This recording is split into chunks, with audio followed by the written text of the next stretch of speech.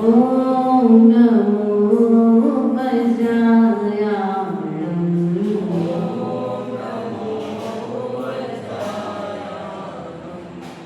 ओम नमो लोहे सर्वसाहुलं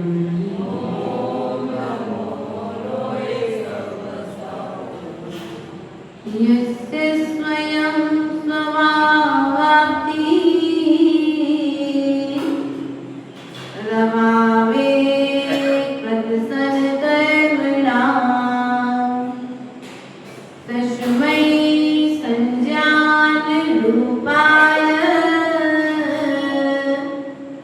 नमोस्तु परमात्मने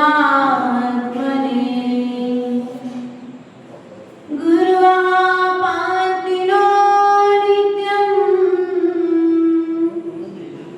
ज्ञानदैशनायका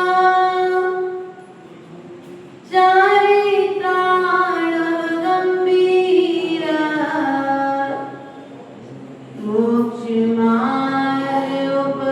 मोक्षमार्गोपदेशिका मेरी पवित्र मन में गुरुदेव आओ मैं शास्त्र वाचन करूं प्रतिभा जगाऊं अरिहंत भासित सभी श्रुत देवताओं क्या बोलना अब मुझे तुम ही बताओ क्या बोलना अब मुझे तुम ही बताओ।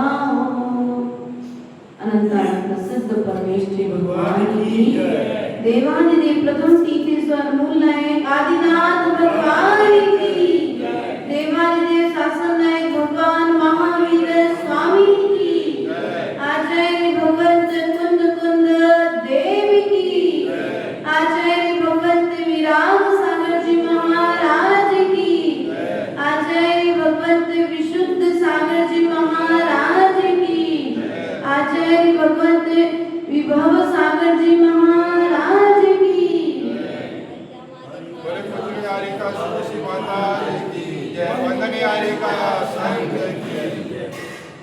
समय अपनी गति से आगे बढ़ता चला जाता है, लेकिन हम समय के साथ आगे न बढ़ करके और पीछे गिरते चलते हैं। हमें ऐसा महसूस हो रहा है कि जितनी बड़ी आयु है उतना सारा समय हमारे पास में है, लेकिन ध्यान रखना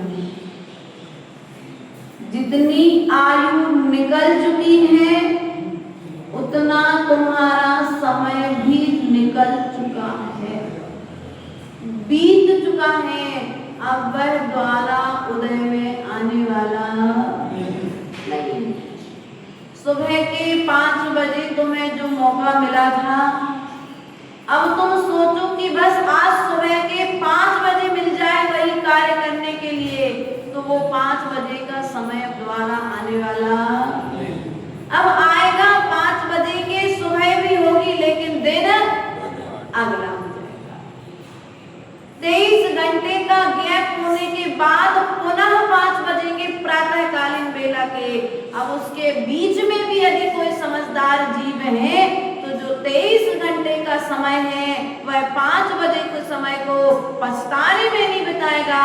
उन 23 जो समय जो कार्य वह 5 बजे की घड़ी में नहीं कर पाया है, वह कार्य को 8 बजे की घड़ी में करने का प्रयास करेगा। जो कार्य वह 8 बजे की घड़ी में नहीं कर पाया, वो 12 बजे की घड़ी में करने का प्रयास करेगा, लेकिन अपनी शक्ति के अनुसार 23 घंटे के भीतर में उस कार्य को क्रियान्वित करने का पुरुषार्थ और वो ज्ञानी समझदार इतने हैं, अरे ठीक है अब कल देख लेंगे, आज का समय तो बोलो, आज का समय तो चला गया और तुम्हारा भी 1 घंटा गया था, लेकिन 1 घंटे के लिए तुमने 23 घंटे और बर्बाद। और पुनः वह 5 बजे प्रातःकालीन बेला का समय आया और फिर तुम समय पर कार्य, बोलो यही हो रहा है ना। बाल्य अवस्था तुम्हारी खेल में निकल गई, कुछ नहीं कर पाए। ये सोच रहे थे थोड़े से समझदार हो जाए, थोड़ा सा ज्ञान हो जाए, थोड़ी सी दुनियादारी समझ में आने लगे, फिर अपना कल्याण करेंगे। तो क्या लगता है विरोध भैया, यही सोच रहे थे ना कि थोड़ी सी समझदारी आ जाए, फिर मोक्ष मार्ग अपना लेंगे, फिर गुरुओं के सानिध्य में रहेंगे, उनकी वैयावृत्ति करेंगे, आहारदान करेंगे, विहार कराएंगे, तीर्थों की वंदना करेंगे, क्षेत्रों पर रह करके साधना करेंगे। समय आया, युवावस्था आई और आकर के आने वाली है क्या युवावस्था काका जी? जो अवस्था निकल चुकी है वो दोबारा आने वाली, पछताते समझदार व्यक्ति पछताते बैठेगा कि आने वाली अगली घड़ी को संभालने का प्रयास, सुधारने का प्रयास करेगा। बोलो विपुल, जो कार्य तुम आज कर सकते थे वो नहीं कर पाए, लेट सही लेकिन कार्य करने का प्रयास तो। अभिषेक का टाइम 7 बजे का था, नहीं कर पाए, आज 7 बजे अभिषेक नहीं मिला, नींद नहीं खुली। अब तुम 23 घंटे पछतावे में निकालोगे कि कल जल्दी उठना है, इस चीज की मानसिकता बनाने में निकालना है। बोलो भरत भैया बोल दो, समय किस चीज में निकालोगे? मुझे कल जल्दी उठना है, आज मेरा अभिषेक छूट गया, आज मेरा प्रवचन छूट गया, आज मेरी पूजन छूट गई, आज मैं आहारदान नहीं दे पाया, आज मैं गुरु के दर्शन नहीं कर पाया, आज मुझे नाना तरह के धार्मिक कार्य छूट गए, अब मुझे वो कार्य कल समय पर। फिर समय आया और माँ ने जगाया, पत्नी ने जगाया, लेकिन बोलो माँ ने जगाया, बेटा उठ जा, समय हो गया अभिषेक का, लेकिन फिर भी बन के सोया, अभी कर लूंगा अभिषेक। माँ की कहानी तो श्रेणी की तरह है, हुआ क्या? सैनिक ने नंदी ग्राम के ब्राह्मणों से कहा कि बावड़ी लेकर के आना है। ठीक है, अभय कुमार विराजमान थे नंदी ग्राम, सुनने युक्ति दी कि जितने भी तुम्हारे गांव में पशुधन हो सबको ले जाना, जितने हल जोतने वाले जो औजार वगैरह सबको ले जाना, आवाज करते हुए नगर में मध्य रात्रि में प्रवेश करना, और जैसे ही प्रवेश करो तो पहरेदार से कहना कि राजा से कहो कि हम नंदी ग्राम के ब्राह्मण बावड़ी लेकर के आए, कहाँ रखनी है? तो सेवक ने जाकर के सैनिक से कह दिया, तो सैनिक ने कहा कह दो जहां से लाए हो वहीं वापस ले जाओ। आधी नींद में था, पूर्ण रूप से जगा भी नहीं था, पूर्ण रूप से सोया भी नहीं था। अब प्रातःकालीन बेला जैसे हुई, सेवक से पूछा वो नंदी ग्राम के ब्राह्मण आए थे बावड़ी लेकर के, सुनने कहा कि वो लेकर के आए थे, आपने कहा जहां से लाए हो वहीं रख दो, तो वो लेकर के वापस। तुम्हारी स्थिति भी बोलो अर्ध निद्रा में, या ना तो पूर्ण रूप से सोए हो ना पूर्ण रूप से जगे हो, इसलिए प्रयास करो समय रहते जाग जाओ, वरना जिनवाणी माँ के अलावा कोई जगाने वाला नहीं है। इस समय बहुत कीमती, इस समय की कीमत समय के रहते कर लो, वरना फिर समय का सार तुम उठा नहीं पाओ। समय सार पढ़ने वाले बहुत लोग हैं, लेकिन समय सार का सार उठाने वाले बिरले मुनिराज दिगंबर गुरु ही। इसलिए प्रिय बंधु, समय रहते समय को सुधार लो। आज विचार किया था जो कार्य वृद्ध अवस्था में, युवा अवस्था में कर लेंगे, युवा अवस्था भी निकल गई, अब वृद्ध अवस्था आ गई। भैया कब करोगे कल्याण? बस थोड़ा बहुत।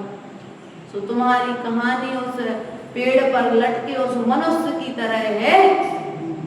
एक बूंद, बस शहद की एक बूंद और ले लूं बस, फिर मैं विमान में बैठ रहा हूँ, हाथ दे रहा हूँ। ऐसी तुम्हारी स्थिति है। बस अभी बेटे का विवाह किया है, नई नई बहू आई है, थोड़े बेटे का बेटा और देख लूं, उसके पश्चात में उसके पश्चात में मोक्ष मार्ग अपनाऊंगा। ऐसे जीव कभी अपना कल्याण नहीं कर सकते। आचार्य भगवान ने कहा कौन करेगा अपना कल्याण?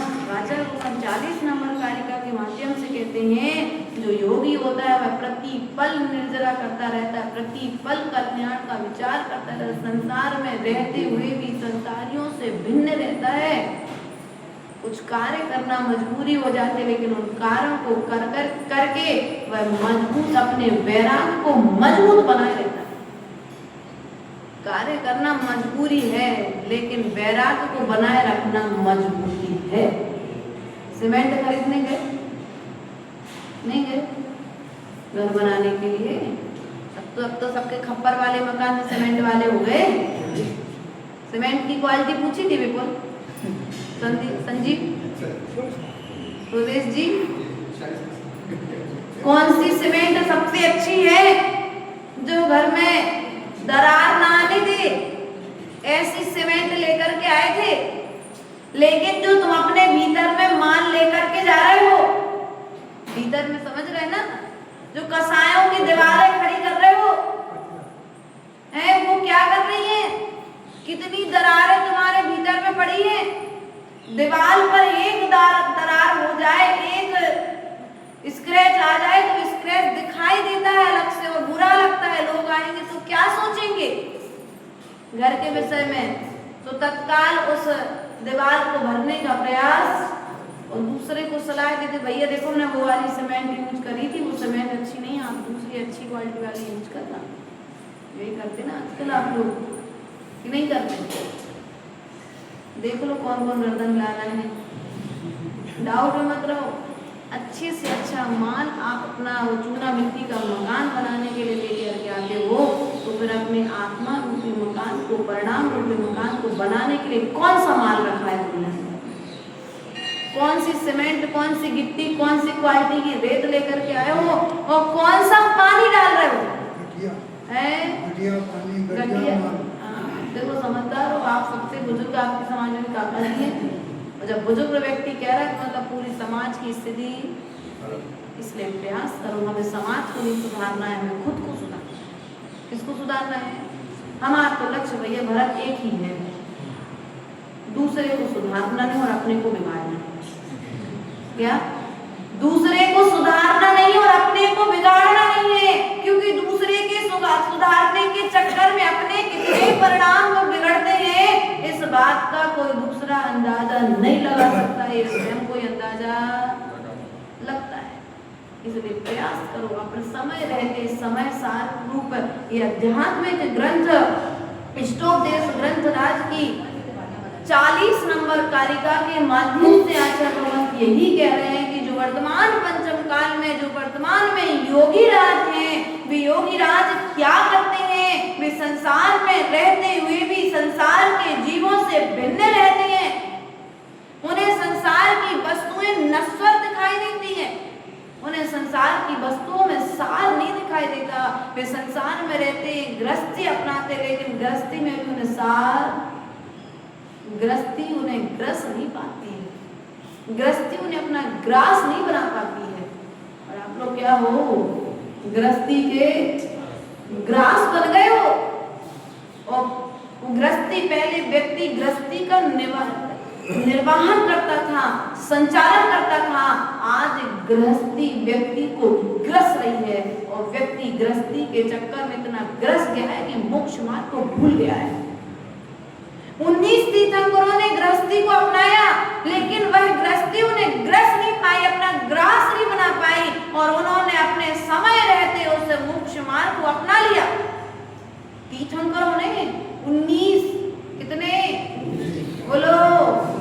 कितने तीर्थंकर? जब हमको निकलना ना था ना भैया 12-13 साल की उम्र में जब निर्णय किया कि निकलना है मोक्ष मार्ग पर, तो गुरु नहीं थे हमारे पास। आपके समाज में कुछ ऐसे प्रबुद्ध श्रोता थे, कुछ प्रबुद्ध माताएं थी जो हमें प्रतिपल संबोधन दिया करती थी, हमें समझाती थी, हम उनसे अपने मन के प्रश्न करते थे, वे हमें उन प्रश्नों को उत्तर देती थी और सच्चा मार्ग बताती थी। और उनकी कृपा दृष्टि है कि आज हम आपके बीच में बैठे। आज स्थिति क्या है, सम्यक मार्ग नहीं बतला पाते।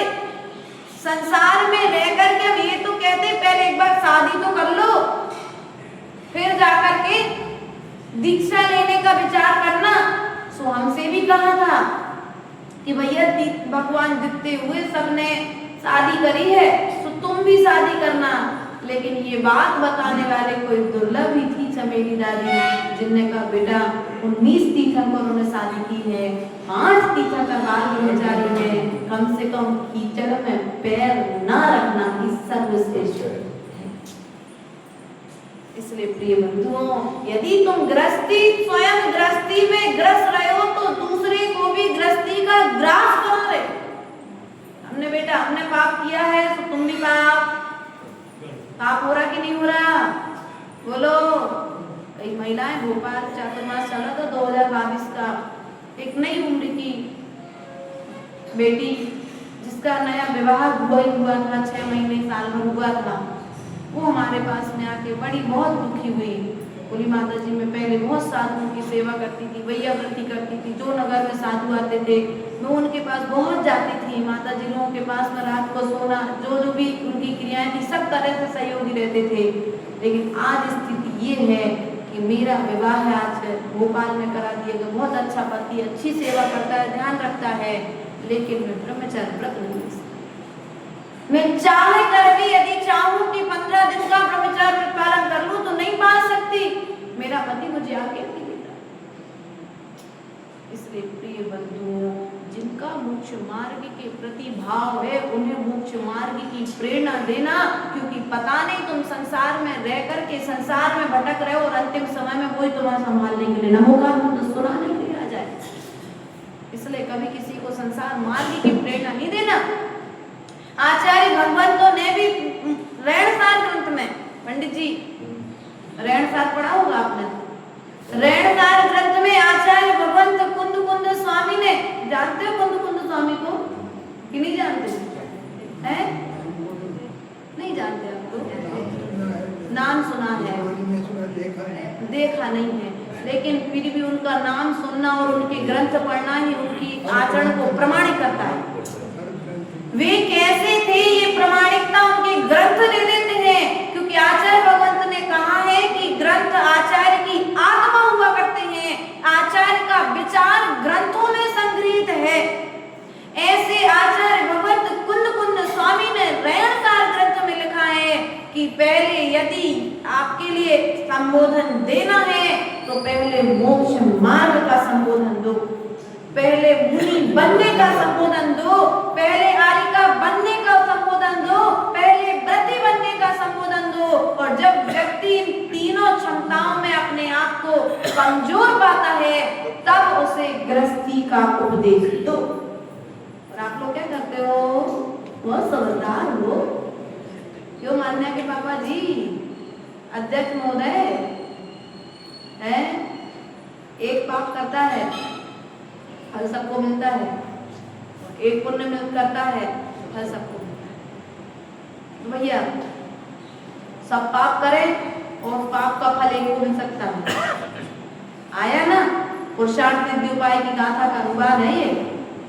उसी प्रकार से आप अभी तक आप पाप कर रहे थे तो पाप का फल किसी को नहीं मिल रहा था, आप दोनों को मिल रहा था मात्र। लेकिन अब आपने बढ़िया बैंड बाजे के साथ में बढ़िया बारात इकट्ठी करके बेटी का विवाह कर दिया। अभी तक 2 का पाप लग रहा था आपको और आपकी पत्नी का, दोनों के बीच में पाप हो रहा है, लेकिन अब बेटी के बीच में पाप होगा। बेटी पाप करेगी जाकर के, लगेगा कि नहीं लगेगा? छठवा है, बेटी के बाद बेटे का विवाह करोगे है, पाप लगेगा कि नहीं लगेगा? छठवा अंश तुम्हारे हिस्से में आएगा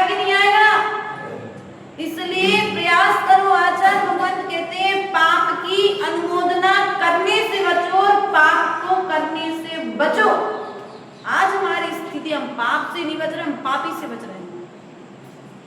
गलत भैया, नीतीश भैया, हम पाप से नहीं बच रहे, हम पापी से बच रहे हैं। हम पाप को नहीं छोड़ रहे, हम पापी को छोड़ रहे हैं। क्या हुआ? अंजन चोर पापी था कि नहीं था? है? तो घृणा करते थे, अरे अंजन चोर, लेकिन क्या हुआ? पाप छूट गया, निरंजन बनने में समय। बोलो, पापी कभी भी कल्याण कर सकता है, लेकिन पाप कभी कल्याण नहीं करेगा। इस बात का सदा विश्वास रखना। इसलिए जीते जी पाप को छोड़ देना, क्योंकि पाप ही तो है जो आकर के कहते अरे मैं किसी से डरता नहीं हूं। बोलो, पाप कर्म का उदय। अरे आप जानते नहीं हो हमारी क्या है समाज में स्थिति। पाप डराता है और पाप डरता नहीं है। इसलिए डरो, लोगों से डरो, लोगों से डरो या ना डरो, लेकिन पाप से जरूर डरो। पिता से डरो या ना डरो, लेकिन पाप से जरूर डरो, क्योंकि पाप से यदि डरोगे नहीं तो पुण्य कर नहीं पाओगे। क्योंकि परस्पर में एक समय में एक ही कार्य होता है, या तो पाप होता है या पुण्य होता है, या तो शुभ में परिणाम जाते हैं या शुभ में परिणाम जाते हैं। आपने पढ़ा ना, अशुभ न सोचो, अशुभ न चाहो, अशुभ नहीं देखूं, अशुभ सुनूं ना, अशुभ कहूं ना, अशुभ नहीं लेखूं। शुभ चर्या हो, शुभ क्रिया हो, शुद्ध भाव भरि दो, मेरा अंतिम समाधि। क्या कहा? अशुभ ना बोलो, अशुभ ना सोचूं, अशुभ ना चाहूं, अशुभ नहीं देखूं, अशुभ सुनूं ना, अशुभ कहूं ना, अशुभ नहीं लेखूं। ये 6 चीजें छूट गई ना तो शुभ चर्या, शुभ क्रिया हो जाएगी, शुद्ध भाव हो जाएंगे। भावों को शुद्ध होने में समय, क्योंकि अब कुछ करने के लिए बचा ही नहीं। व्यक्ति करता क्या है? या तो अशुभ सोचता है या अशुभ करता है। यही करते कि नहीं करते?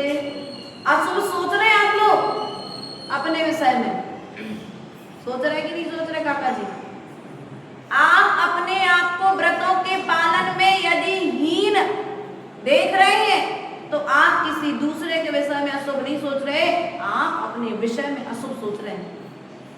शक्ति है, वही शक्ति है जो शक्ति भगवान महावीर स्वामी में थी, वही शक्ति आपके भीतर में है जो शक्ति आचार्य कुंद में थी, वही शक्ति आपके भीतर में है जो शक्ति आचार्य विद्यासागर में थी, वही शक्ति आपके भीतर में है जो शक्ति आचार्य विराट सागर में, विशुद्ध सागर में, विभव सागर में है। लेकिन शक्ति लोग पर्दा हटाओगे नहीं तो फोटो दिखेगी नहीं। बोलो, पर्दा हटेगा नहीं तो फोटो। उसी प्रकार से जब तक मोह का पर्दा हटेगा नहीं तब तक भीतर की तस्वीर दिखाई देने वाली नहीं है। और भीतर की तस्वीर यदि एक बार दिख गई तो तुम्हारी तकदीर बदल जाएगी, किस्मत चमक जाएगी। किस्मत चमकाने के लिए कोई पंडित के पास में जाने की जरूरत नहीं है। भैया राजेश जी, कोषाध्यक्ष अच्छा लगता है? कोषाध्यक्ष कहाँ के? मंदिर के। कहाँ का कोष है तुम्हारे हाथ में? मंदिर का पूरा कोष हो या ना हो, लेकिन है, पूरे दस्तावेज तुम्हारे पास में है। खुशी होती कि नहीं होती है? किसके लिए खुशी हो रही? बोलो, है? किसकी खुशी हो रही? पद की खुशी हो रही, मान की पूर्ति हो रही। अरे मैं कोषाध्यक्ष हूँ मंदिर का, क्योंकि नहीं हूँ। ये मान आकर के तो प्रसन्नता दिला रहा है। और आपसे कह दिया जाए भैया ये जो मंदिर में जितना कोष है ना, तुम्हारा एक भी पाई नहीं उसमें, कैसा लगेगा? एक भी पाई तुम्हारी, कैसा लगेगा? एक समय के लिए तो बुरा लग जाएगा, लेकिन दूसरे समय के लिए हाँ सही, तो समझदार होगा तो कहेगा भाई सही तो कहा है। तुम्हें मालूम है कि ये पद जो तुम्हें मिला है, अध्यक्ष पद हो, कोषाध्यक्ष पद हो, उपाध्यक्ष पद हो, मंत्री पद हो, महामंत्री पद हो, कितने समय के लिए है? 4 साल, 2 साल, 5 साल, इससे ज्यादा तो उसके बाद या तो छूट जाएगा या छोड़ दोगे। दो में से कुछ होता है कि नहीं होता है? तुम्हें उस पद के प्रति विश्वास है कि ये पद भी एक दिन छूटने वाला है, तो फिर आचार्य भगवान कहते इतना विश्वास क्यों नहीं करते? जैसे ये पद एक दिन छूटने वाला है, उसी प्रकार ये मनुष्य पर्याय भी एक दिन छूटने वाली, ये भी शाश्वत है क्या? जब ये पर्याय शाश्वत नहीं है, पर्याय पद छूटेगा तो पर्याय भी एक दिन, और पर्याय छूटेगा उसके पहले परिणाम। बोलो, बिगड़ा कौन? मैं नहीं बिगड़ा, मेरे परिणाम बिगड़े। नितेश मैं तो बहुत अच्छा हूँ, जीव तो सदा से अच्छा था, सदा अच्छा रहेगा, कभी वो खराब नहीं था, लेकिन कर्मों की संगति उसने कर ली सो खराब हो गया। और आज भी हमने संगति सुधारी थोड़ी ना है? आज संगति सुधारी है क्या आप लोगों ने? आज भी तो रागी द्वेषी मोहियों की संगति करके बैठे हो, या तो द्वेष की संगति चल रही है, रागी की संगति चल रही है, इसलिए संसार में भटकने की यात्रा। आश्रव अभी शुभ का आश्रव चल रहा है कि अशुभ का? है सच्ची सच्ची बताना गांधी जी, शुभ का आश्रव चल रहा है कि अशुभ का? अच्छे से बिल्कुल सोच करके बोलना। मंदिर में बैठे हो, शुभ का आश्रय कर रहे कि अशुभ का? क्यों शुभ का आश्रय क्यों चल रहा पंडित जी?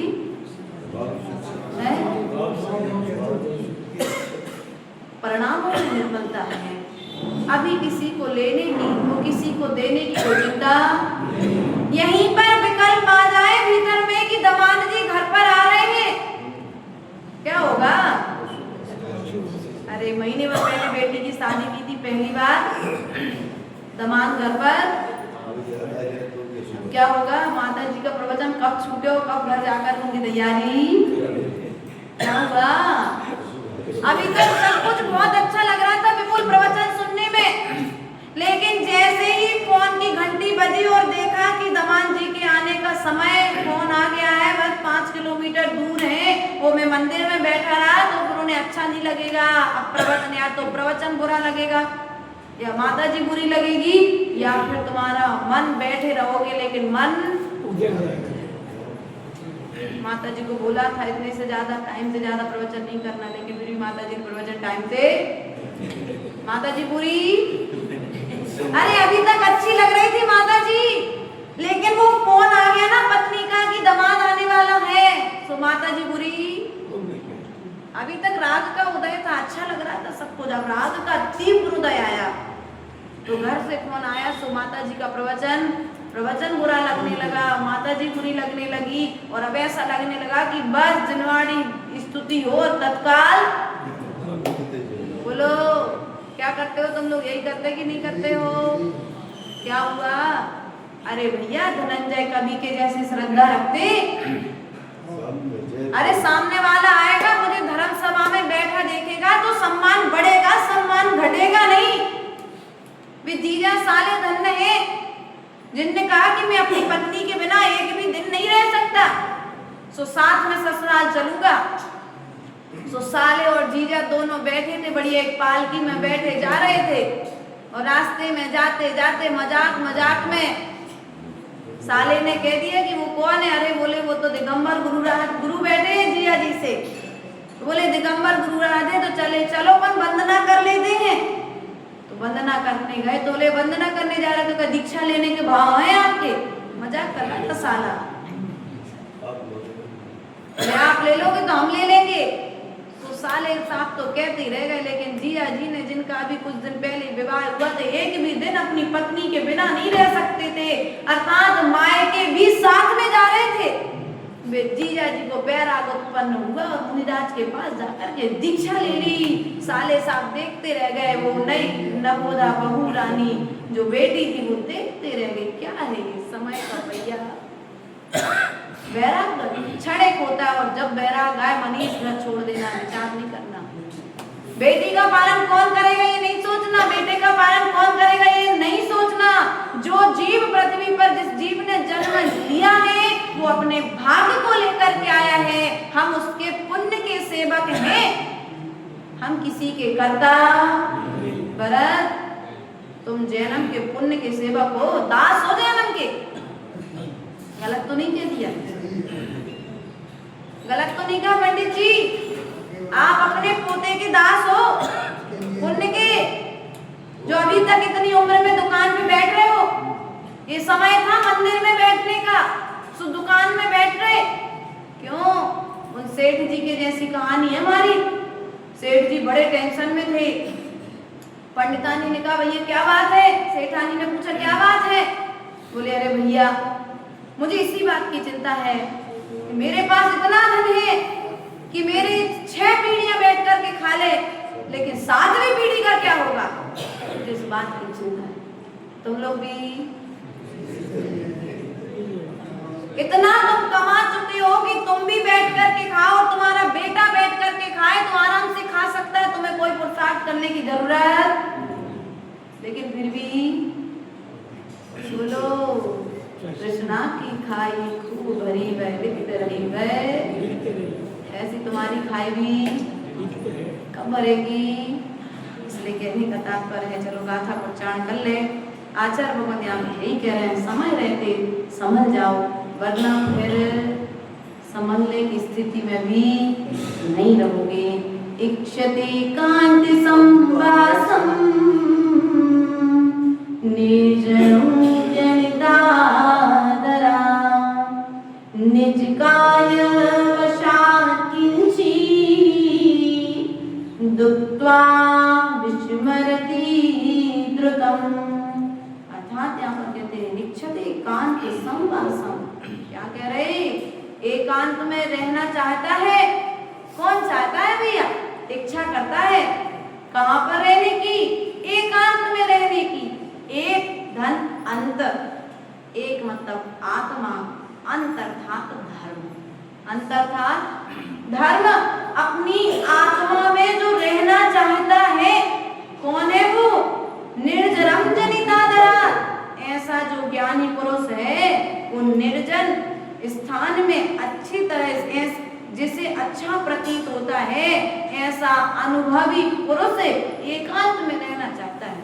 जंगल में कैसा लगता है? भटक जाओ भैया, 6 बच्चियों के साथ में आप जंगल में जा रहे थे, भटक गए, अब कैसा लगेगा? और जंगल स्यार से भरा हुआ है। जंगल स्यार है, जंगल में लोमड़ी भी है, चीता भी है, सांप भी है, सब तरह के पशु पक्षी हैं। दिन है, अच्छा सूरज निकला है, रात नहीं है। रात में तो फिर भी डर लगेगा। अब फिर भी दिन में तुम्हारी स्थिति क्या होगी कोषाध्यक्ष जी? डर किस चीज का? उसी वन में दिगंबर मुनिराज साधना कर रहे हैं और उसी वन में तुम अपने आप को एकांत पाकर के विराधना कर रहे हो। वे वन में रह करके परिणामों को व्यवस्थित करके साधनों कर्मों की निर्जना कर रहे हैं और आप राग परिणति में स्थिर होकर के अपने आप को अरे मैं अकेला हूँ। क्या सोच रहे? मैं अकेला हूँ। अरे भैया अकेले हो कोई बात नहीं, अच्छा मौका मिला है सामायिक कर लो। मन लो ऐसा, बोलो ऐसा विचार आएगा। चलो जंगल में तो कभी जा नहीं पाते, एक बार बैठ के सामायिक तो कर लो कम से कम। लेकिन ऐसा मालूम कब रास्ता मिले हो, कब मेन रोड पर, कब तुम्हारे रागी दागी संसार के रागी द्वेषी जीव दिल और तुम कब उनके साथ में जाकर के पुनः कर्म का बंध। अरे तुम्हें मौका मिला था, बहुत अच्छा मौका मिला था तुम्हें साधना करने के लिए।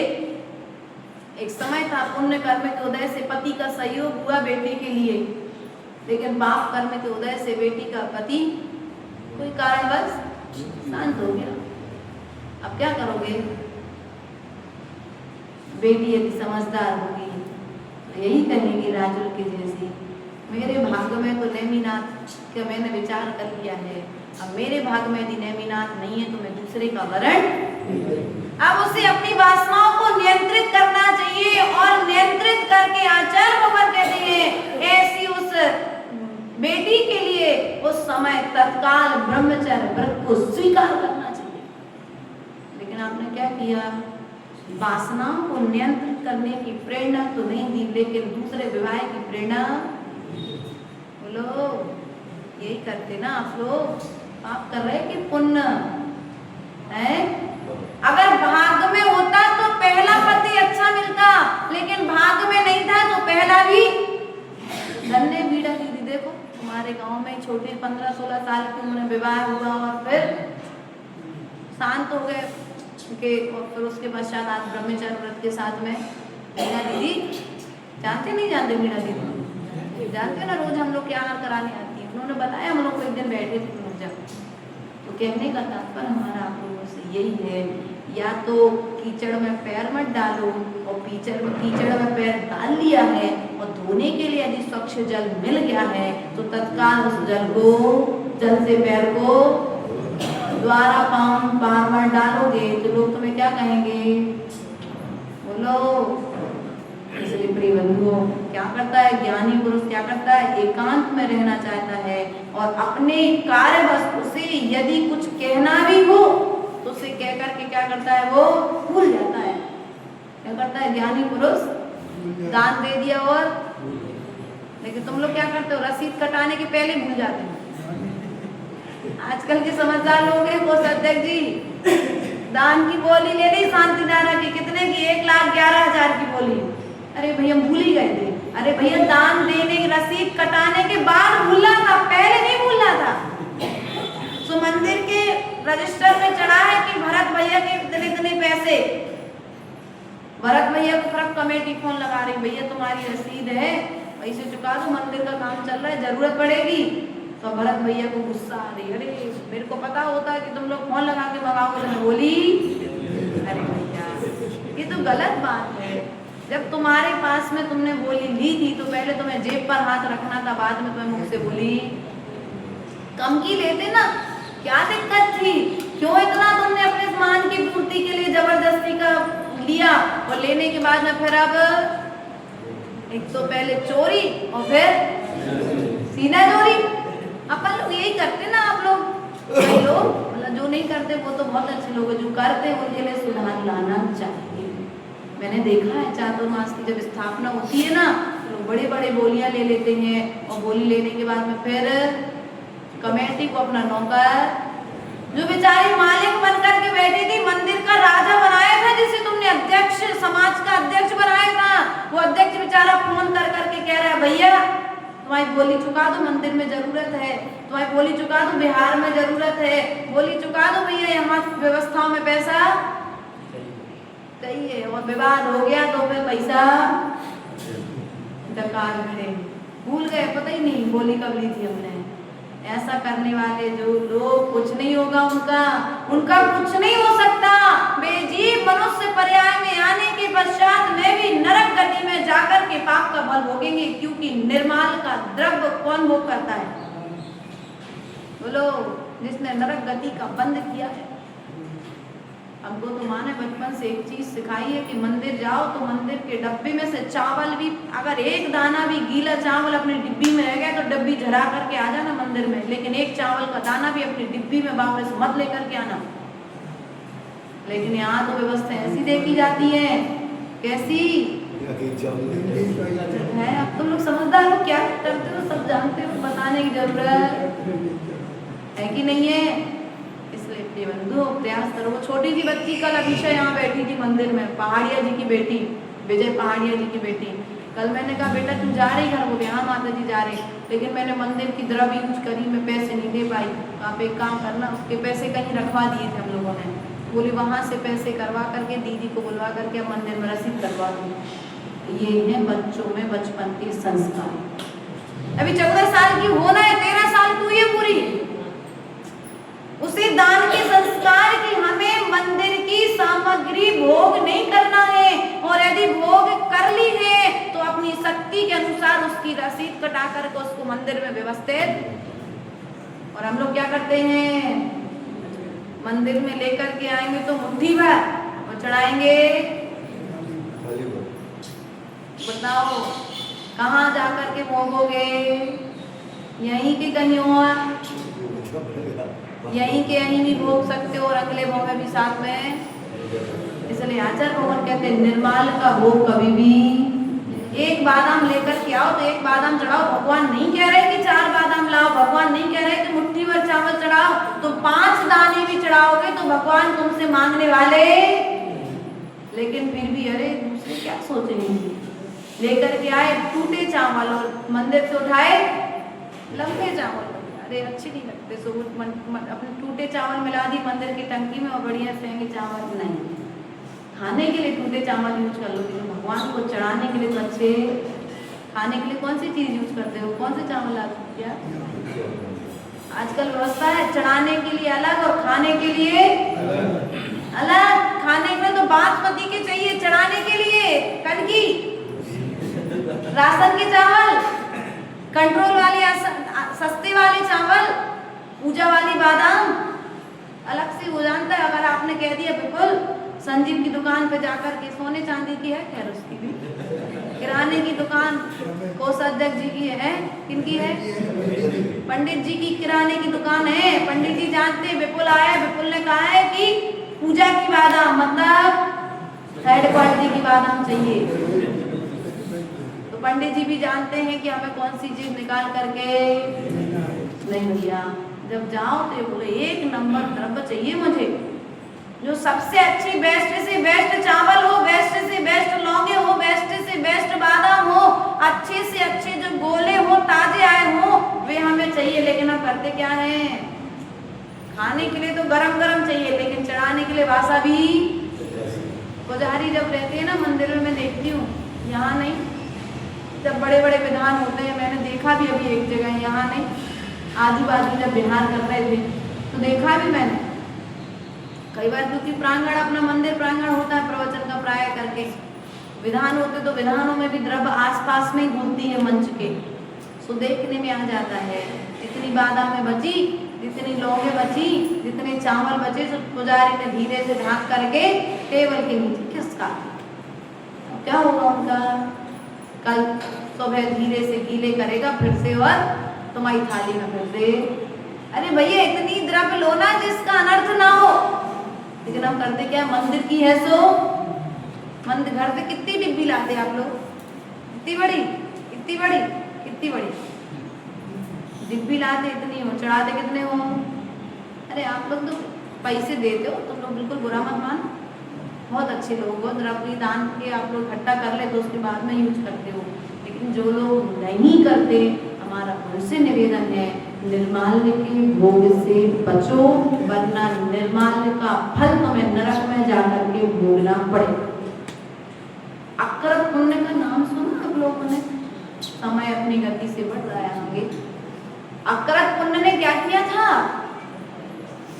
पूर्व की पर्याय में मंदिर के निर्माल्य का भोग किया था। मंदिर में जो छत्र चवर आदि थे उनको चुरा लिया था, और चुराने के पश्चात उनसे धन अर्जन करके अपना जीवन निर्वाह किया था।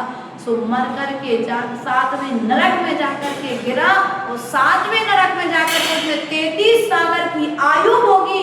आयु भोगने के पश्चात में वर्तमान में त्रैच गति में सुअर बना, फिर गधा बना।